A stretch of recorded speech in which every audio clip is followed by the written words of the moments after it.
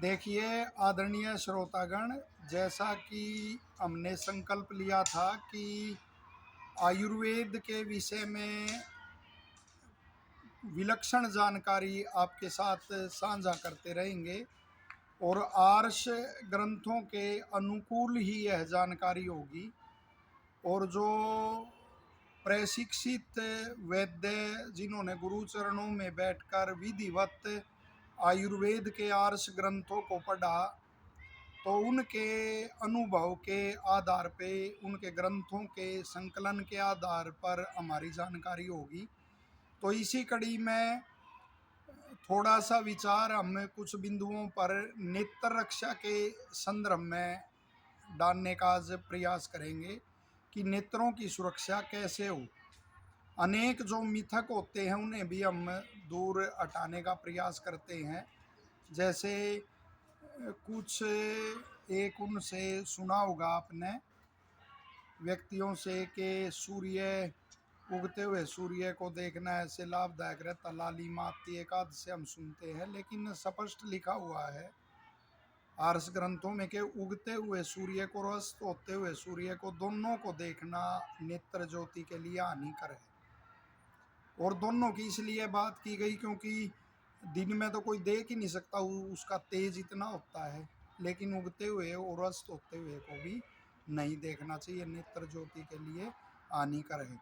दूसरा, अपने यान्य मलमूत्र को नहीं देखना चाहिए, उससे भी नेत्र ज्योति की हानि होती है। और विशेष वो कि कोई दर्पण ऐसा है, शीशा जिसे आम भाषा में बोलते हैं, कि वो यदि स्वच्छ नहीं है, दाग धब्बे वाला या धूल उस पर पड़ी हुई है, तो उसमें भी नहीं देखना चाहिए। जल में अपना प्रतिबिंब नहीं देखना चाहिए। और किसी जैसे तेज कोई रोशनी है उसकी ओर भी नहीं देखना चाहिए। ये सभी नेत्र ज्योति के लिए हानिकर हैं। और चलती हुई सवारी में अनेकों का हम सुनते हैं कि वो वाहन में ही जाते पढ़ते थे, और वो अच्छा है, पुरुषार्थ तो करते हैं आपातकाल में, वो करना भी चाहिए ऐसा। लेकिन जो तथ्य है वह यह है कि चलती हुई सवारी में भी जो पढ़ेगा तो वो भी नेत्र ज्योति के लिए विशेष हानिकर है। और दूसरा, नेत्र ज्योति को बढ़ाने के लिए जैसे मुख में पूरा पानी भरकर और वो छींटे पानी के मारना, कोई विकार ऐसा हो गया है जो इससे ठीक हो सकता, तो 3 बार जो दिन में ऐसा करता, वरना सुबह तो ऐसा करना ही चाहिए, उससे नेत्र ज्योति विशेष बढ़ती है। और विशेष बात ध्यान देने योग्य यह है कि जो पाद हैं तो उनके मध्य से 2 शिराएं मस्तिष्क तक जाती हैं। तो जो पादाभ्यंग यानी पैरों में स्नेह की मालिश करना, उससे तो नेत्र ज्योति विशेष करके बढ़ती है। और त्रिफला आदि के सेवन से बढ़ती है। मलाई है जैसे दूध की, उसका सेवन करना, मक्खन, बादाम, ऐसे उनका सेवन करना, उससे निश्चित तौर पर नेत्र ज्योति बढ़ती है। अंजन लगाना, जैसे पहले कहते थे हाँ, बचपन में कहावत थी कि दांत में मंजन और आँख में अंजन, नित कर नित कर नित कर, और कान में तिनका, नाक में उंगली, मत कर मत कर मत कर, कहीं से नहीं करना चाहिए और उसे करना चाहिए। अंजन लगाने से भी कफ आदि की निवृत्ति होती है, कफ दोष जो बढ़ जाता है।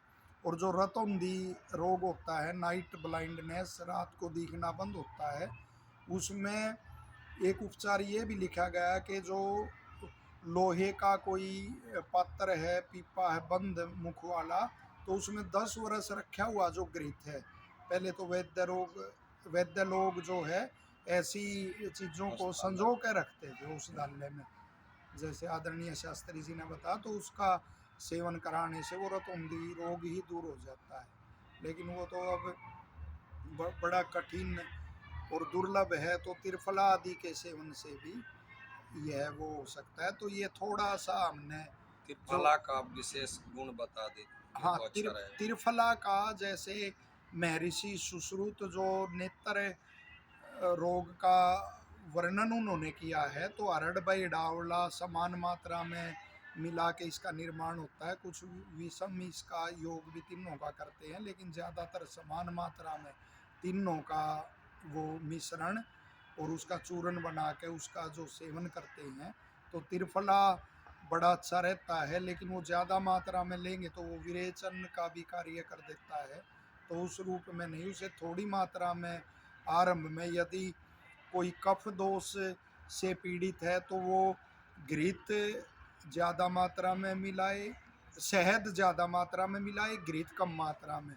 और यदि पित्त दोष से पीड़ित है तो घृत ज़्यादा मात्रा में मिलाए और शहद कम मात्रा में। इनकी मात्रा सम नहीं होनी चाहिए, वरना विष का कार्य फिर ये करते हैं। और वरना जैसे भी हो थोड़ा हल्का गुनगुना पानी से उसका सेवन कर सकते हैं। वरना घृत के साथ तो त्रिफला घृत भी आता है, तो घृत के साथ सेवन करना तो और उत्तम है। तो ये थोड़ा सा आँखों का जो सुरक्षा का है वो विवेचना हमने की, और आशा है आपको। और संध्या के समय नहीं पढ़ना चाहिए, जैसे हमारे बड़े बुजुर्ग भी कहते थे कि इस समय नहीं पढ़ना चाहिए, ये तो अपना उसका समय है, आपको नेत्र ज्योति कम होगी, संध्या का ही समय है। तो आशा है ये जानकारी आपको बड़ी लाभदायक होगी और लोक हित में इसे साझा करेंगे। आचार्य जी ने नेत्र रोग के विषय में जो जानकारी दी है इसके लिए मैं आचार्य जी को धन्यवाद करता हूँ। साथ ही जो हमारे आयुर्वेद से संबंधित हैं, जो आयुर्वेद के ऊपर विश्वास करते हैं, आशा करते हैं कि वे श्रोतागण पाठकगण अवश्य इसे लाभ उठाएंगे। अच्छा, आदरणीय आचार्य जी, आपको लाख लाख धन्यवाद। हमारे बहुत ही घनिष्ठ आत्मीय मित्र, अनेक आंदोलनों में और संघर्षों में मेरे सहयोगी आदरणीय आचार्य शंभु मित्र जी का सदैव उत्साहवर्धन करने के लिए बार बार धन्यवाद। आभार।